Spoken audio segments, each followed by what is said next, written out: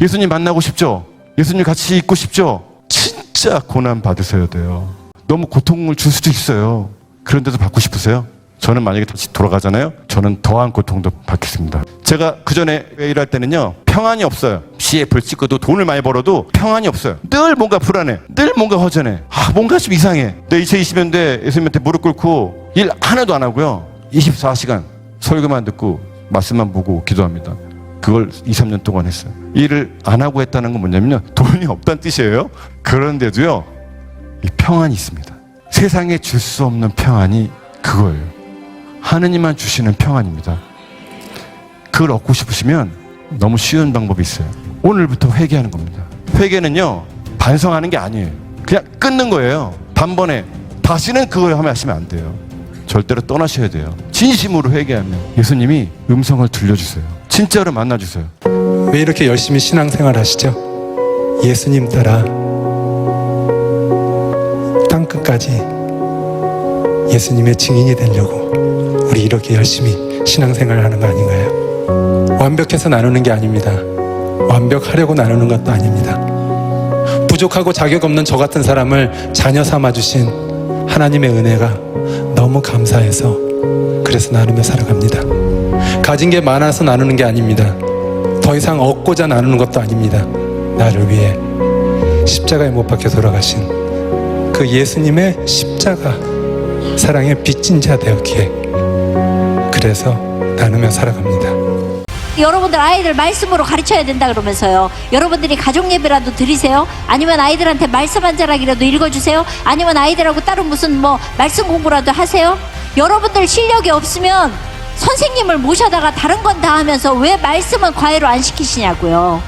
우리가 오늘 본문 말씀을 읽었잖아요. 모든 성경이 아이들 키우기에 모든 것들이 다 세팅이 돼 있는데 말씀은 안 가르치면서 온통 세상 것들로만 아이들을 키우고 있다면 우리는 잘못 키우고 있는 거라고요. 근데 여러분, 가장 중요한 걸 놓치고 사는 거 아니냐고요. 저는 다른 거보다 아이들이 말씀으로 컸으면 좋겠거든요. 주는 내 상급, 내 모든 헌신 드려 오직 주 예수만이 나의 만족 되시네. 언제나 주 찬양하리. 주를 보내 자유하네. 주 한 분만으로 난 부족함 없네.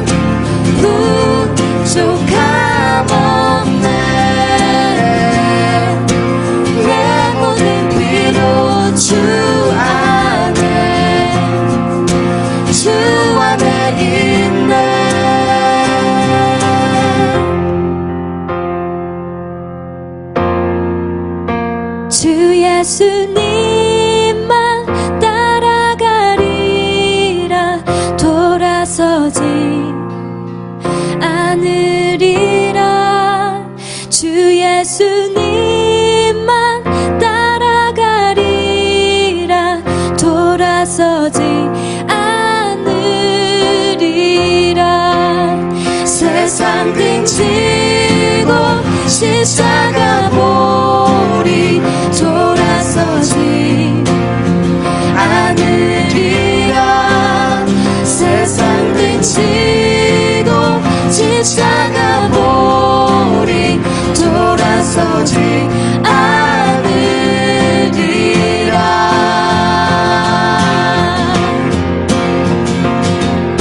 주 한 분만으로 난 부족함 없네.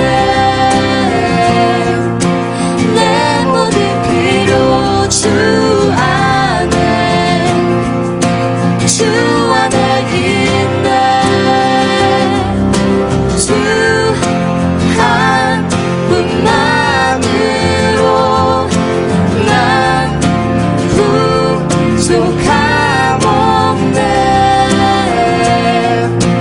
내 모든 필요 주 안에 있네. 주 예수님만 따라가리라. 돌아서지 않으리라. 주 예수님만 따라가리라. 돌아서지 않으리라. 세상 등지고 십자가 보리. 돌아서지 않으리라. 세상 등지고 십자가 보리. 돌아서지 않으리라. 돌아서지 않으리라.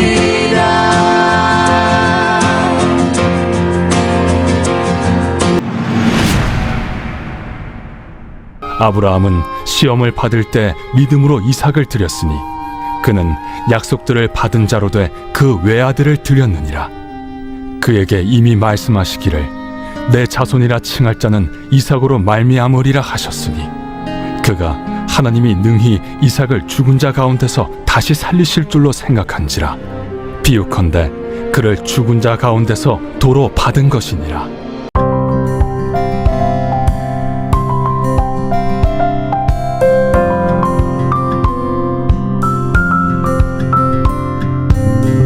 예수 그리스도의 십자가와 부활에 대한 확신을 가지고 저 높은 곳을 향해 걸어가는 사람들, 이 사람들이 그리스도인들이죠.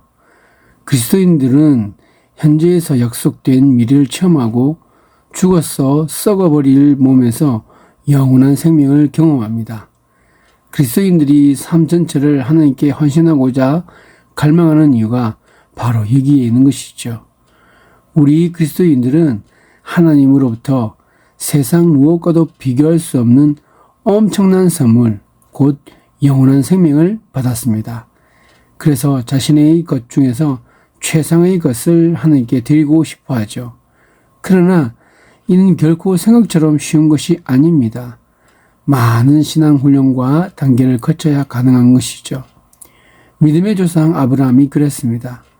그는 믿음의 여러 단계를 거쳐 결국에는 자신이 가진 최상의 것을 기꺼이 하나님께 바치는 단계까지 이르렀습니다.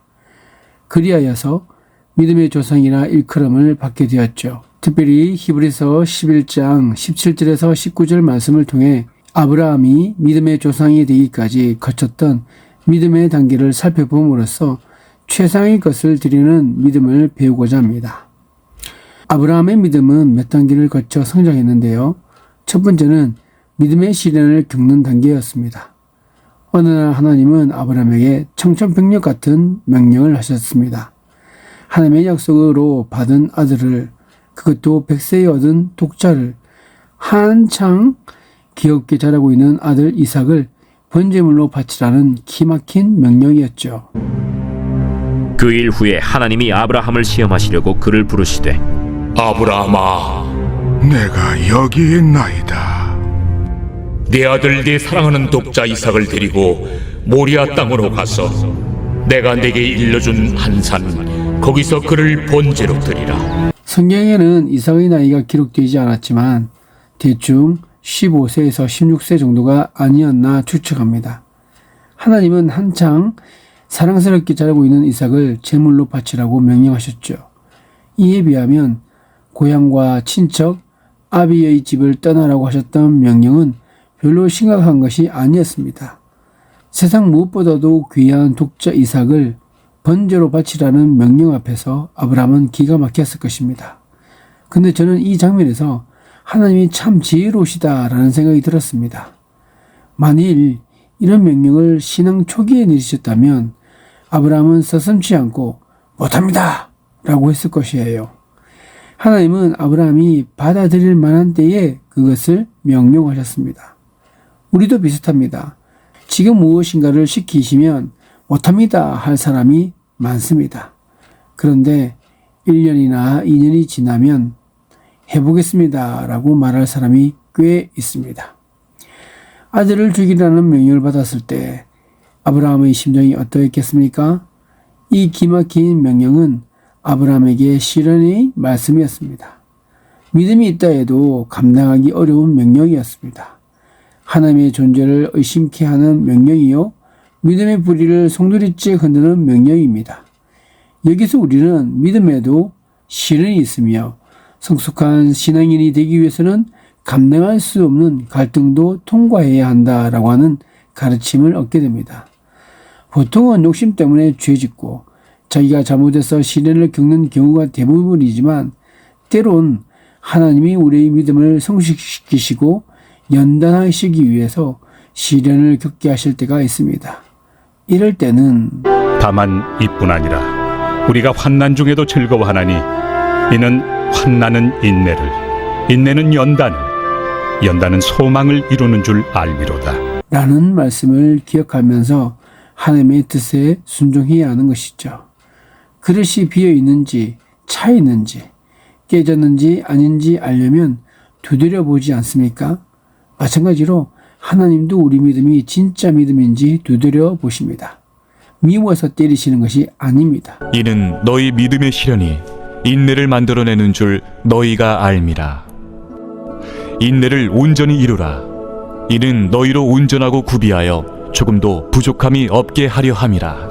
믿음의 초기 단계에서는 시련보다는 눈에 보이는 성취감, 건강, 성공, 만족감 등 받는 것이 참 많죠. 그러나 믿음의 성숙 단계에 접어들면 하나님이 자꾸 포기하도록 만드십니다. 내 것이 아니다 라고 하시면서 재물을 포기하게 하십니다.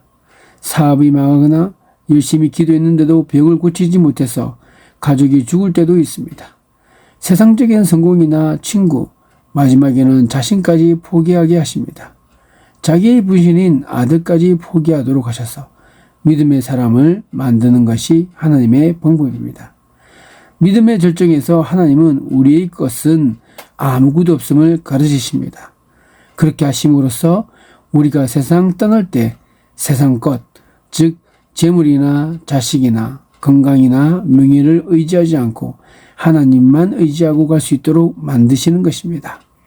생명을 포함해서 우리 모든 것이 주의 것이요 하나님의 것임을 철저히 인식하게 만드시는 것입니다. 예수님은 아무든지 나를 따라오려거든 자기를 부인하고 날마다 제 십자가를 지고 나를 따를 것이니라 라고 하셨습니다. 아브라함에게 있어서 이삭을 번제로 드리는 것은 가장 견디기 힘든 혹독한 시련이었습니다. 어쩌면 아브라함은 인생 전체를 빼앗긴 듯 했을 것입니다. 그럼에도 그는 하나님께 순종했죠. 자식 문제로 시련을 겪고 있습니다. 그렇다면 그것은 믿음의 연단과 연관이 있음을 알아야 하는 것이죠. 원망하거나 불평하지 마십시오. 하나님이 여러분의 믿음을 정상으로 끌고 가시려는 과정이기 때문에 그렇습니다. 시련에 처했을 때 우리가 취해야 할 행동은 바로 하나님을 더욱더 신뢰하는 것입니다. 하나님께 맡겨야 문제가 풀리는 것이죠. 오늘 마지막은 기도 대신에 여러분이 너무나 잘 아시는 찬양으로 마무리를 하도록 하겠습니다. 사방이 가로막혀 절망하니 눈을 들어 하늘을 쳐다보세요. 당신을 사랑하는 하나님께서 해결해 주실 거예요. 지금 당신이 먼저 해야 할 일은 하나님이 하신 일을 인정하면서 모든 것이 합력하여 선을 이룰 줄 믿고 따라가는 일이죠. 아무것도 염려하지 말고 오직 모든 일에 기도와 간구로 너희 구할 것을 감사함으로 하나님께 아뢰라. 당신이 말씀을 믿는다면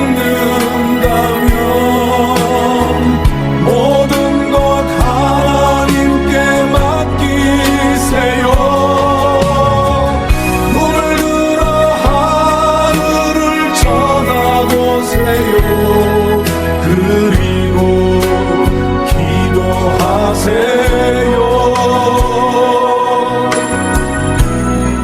끝없는 고난으로 울고 있나요? 눈을 들어 주님을 바라보세요.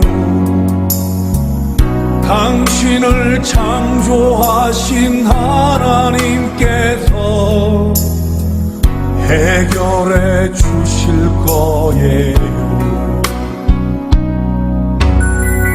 지금 당신이 먼저 해야 할 일은 하나님이 하실 일을 신뢰하면서 모든 것이 합력하여 선을 이룰 줄 믿고 순종하는 일이죠. 아무것도 염려하지 말고 오직 모든 일에 기도와 간구로 너희 구할 것을 감사함으로 하나님께 아뢰라. 하나님의 이 약속을 믿는다면 모든 것 주님께 맡기세요. 눈을 들어 주님을 바라보세요. 그리고 감사하세요. 하나님의 이 약속을 믿는다면 모든 것 주님께 맡기세요. 눈을 들어 주님을 바라보세요. 그리고 찬양하세요. 그리고 감사하세요.